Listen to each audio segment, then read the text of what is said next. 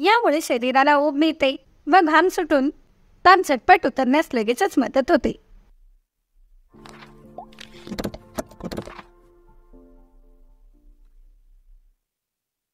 नमस्कार मित्रमैत्रिणींनो, जीवन संजीवनी या official YouTube चॅनलमध्ये आपले स्वागत आहे. आपल्याला जर वातावरणाच्या बदलानुसार म्हणा किंवा कुठल्याही कारणामुळे ताप आला असेल तर या तापापासून घरच्या घरी सुटका करून देणारा घरगुती आणि रामबाण असा उपाय आज मी आपल्यासाठी घेऊन आले आहे. अवघ्या एका वेळेसच्या वापराने लगेचच यापासून सुटका होणार आहे. इतका इफेक्टिव्ह परिणाम आपल्याला यापासून नक्कीच मिळणार आहे.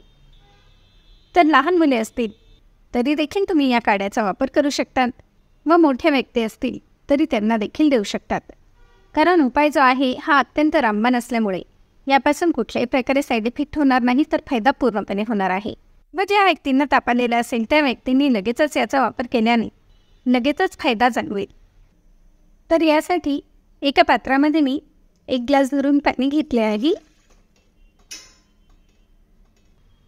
आणि येथे मी सुंठ घेऊन प्रथम खलबत्त्यात कुटून ह्याची पावडर तयार करून घेणार आहे. हे बघा, याप्रमाणे मी येथे पावडर तयार करून घेतली आहे. फक्त अर्धा चमचा भरून ही पावडर या पाण्यामध्ये टाका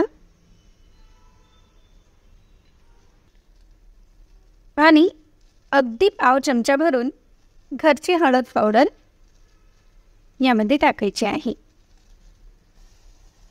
आणि जर तापामुळे तोंड चढू पडले असेल तर यामध्ये थोडीशी बडीशोप देखील टाकायची आहे.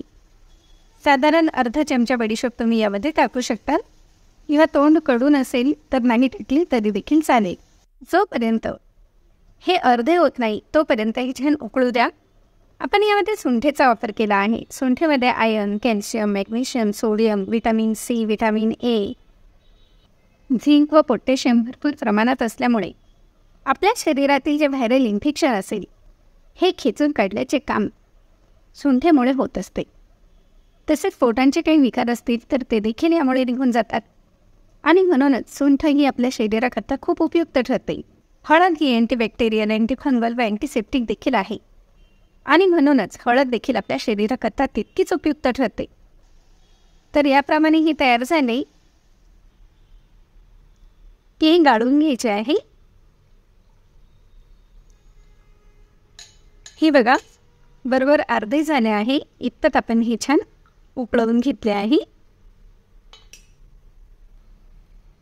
यामध्ये साधारण 1 चमचा भरून मध टाकायचे आहे. ही उकळत असताना मध टाकू नये, तर ज्याप्रमाणे मी दाखवत आहे त्याप्रमाणे यामध्ये मध टाकायचे आहे. आणि जर तुमच्याकडे मध नसेल तर याऐवजी आपण गुळाचा देखील वापर करू शकतो. गुळ आपण उकळताना देखील टाकू शकतो. याप्रमाणे तयार करून हे छान मिक्स करून घ्या व तयार झालेले मिश्रण जे आहे हे ज्या व्यक्तींना ताप आलेला आहे अशा व्यक्तींनी गरम गरम असताना ज्याप्रमाणे आपण चहा पितो त्याप्रमाणे घोट घोट करून पिऊन घ्यायचे आहे. आणि हे पिल्यानंतर किमान 1 ते 1.5 तास पांघरून शांत झोपून घ्यायचे आहे. यामुळे शरीरात ऊब तयार होते, घाम सुटतो व ताप सहजतेने निघून जातो.